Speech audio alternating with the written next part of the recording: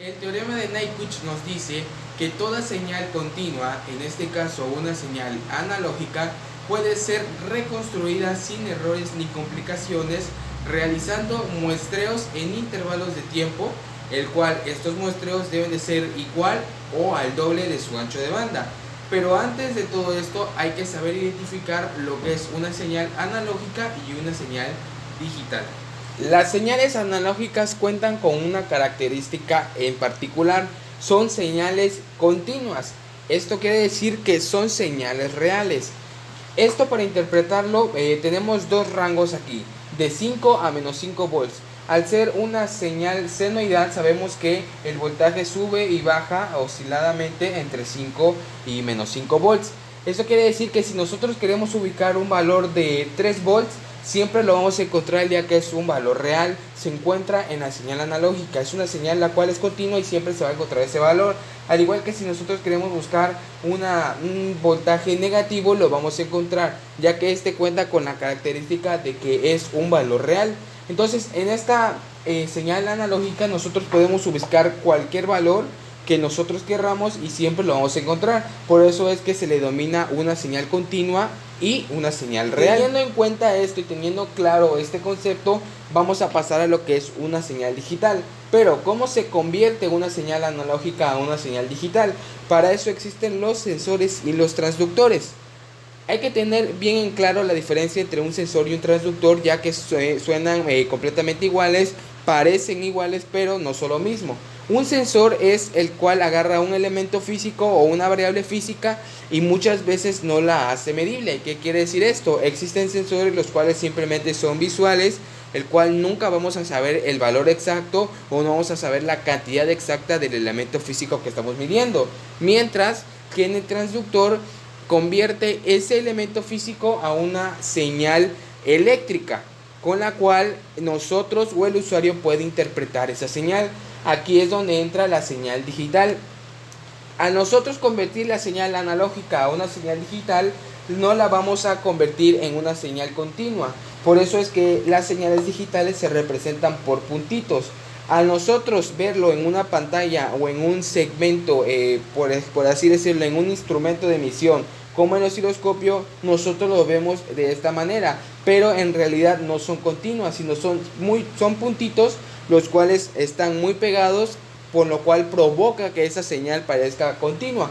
Pero si nosotros hacemos un zoom o agrandamos la imagen, vamos a ver estos puntitos o las señales reflejadas en estos puntitos.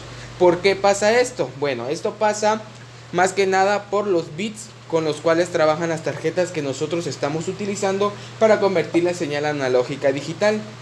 Como nosotros sabemos, existen tarjetas que trabajan con 8 y con 10 bits.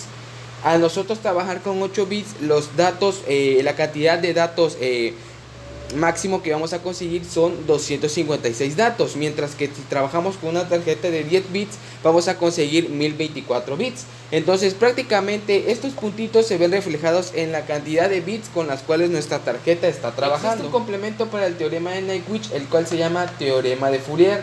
Este teorema nos dice que para toda señal senoidal o en este caso señal continua existe ya su modelo matemático o cuenta con un modelo matemático. En este caso es el siguiente, el cual se interpreta la amplitud por el seno de la frecuencia angular más el desfaciamiento. Una vez nosotros aplicando lo que es el teorema de Fourier, vamos a dejar de trabajar en el tiempo. Como todos sabemos, pues las señales trabajan en lo que es el tiempo y vamos ahora a trabajar lo que es la función de transferencia. ¿Para qué nos sirve la función de transferencia en sí? Bueno, cuando nosotros queremos realizar gráficas y minimizar los errores de estas gráficas, nosotros ahora trabajamos con la función de transferencia y no con el dominio del tiempo. Esto quiere decir que ahora nosotros vamos a trabajar con funciones matemáticas, las cuales nos va a resultar un poco más sencillo realizarlo. Como por ejemplo, esta es la función matemática de una onda senoidal. Un ejemplo claro es el osciloscopio. Cuando nosotros visualizamos una onda senoidal,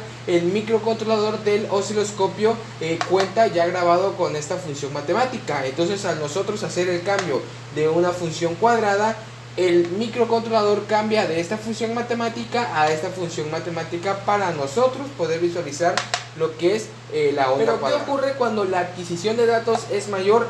que el proceso. Bueno, cuando el proceso no cuenta con la velocidad o con la memoria adecuada para poder transmitir una cantidad o una adquisición de datos alta, ocurre una saturación.